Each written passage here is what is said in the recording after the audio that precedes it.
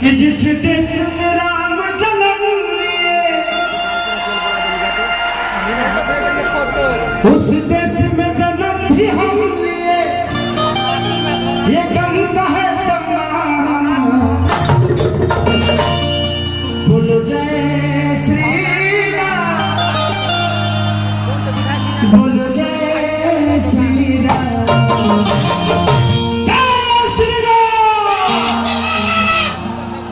जिंदगी में देखिए, जितना हमें राम जरूरत है उतना ही हमारे लिए काम जरूरत है।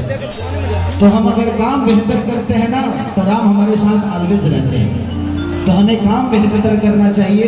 जिस तरह भानु प्रताप साई जी आज आप सबके दिल में बसते हैं अपने काम की वजह से। अगर किसी मंदिर के पुजारी होते तो उनको देखने और उनके कार्य के लिए इतनी बड़ी संख्या में भीड़ नहीं आती। आज मुझे लगता है कि 4 लाख से ज़्यादा लोग हैं। ये बहुत कम ऐसे देखने को मिलता है भानु भैया। और हम लोग के जीवन में यही सारी, आप लोग मेरे ATM हो, ATM हमको नंबर की जरूरत नहीं पड़ती है। 500 रुपया निकालना है तो खाली हम इतना कहते हैं कि चूसता देना भाग दे 500 निकल जाता है। हमको तो खाली सब फेंकना है, जैसे हम फेंको तो सब फेंक देते हैं। तो ये है आई एक बार कि जो मेरा हाथ मैया अरे बन के कुजलिया, कि जो मेरा हाथ मैया अरे बन के कुजलिया, तब हुक्म उठाती मैया तेरे आंगन में।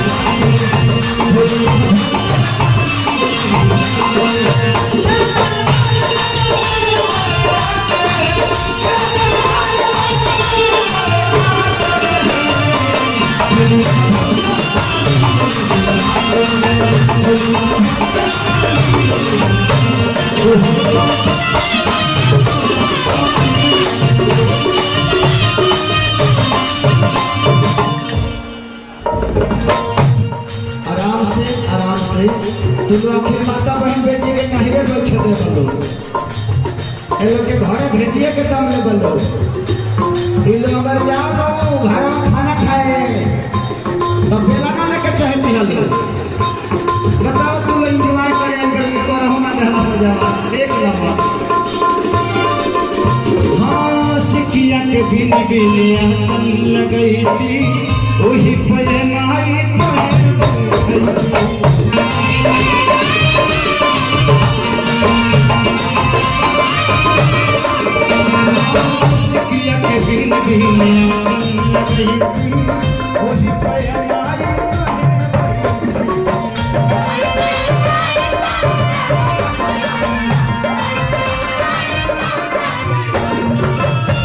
जो मेरा हाथ मैया अरे पाँव के पजनिया, कि जो मेरा हाथ मैया तो हरी पाँव के पजनिया,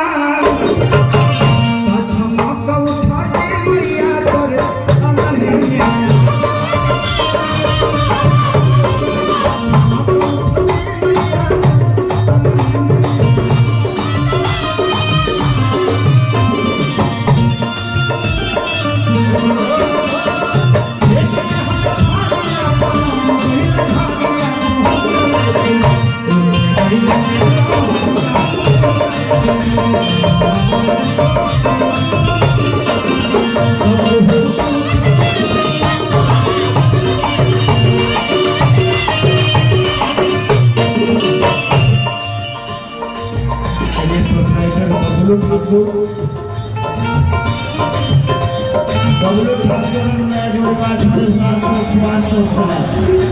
पुरस्कार भगवान से तरफ से हमारा कभी है तो उनका कैसे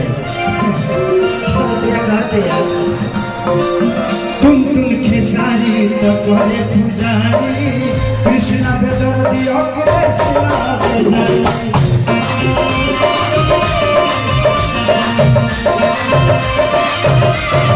टुन टुन खेसारी तो करे पुजारी कृष्ण बेदर दियो के सिला बेजारी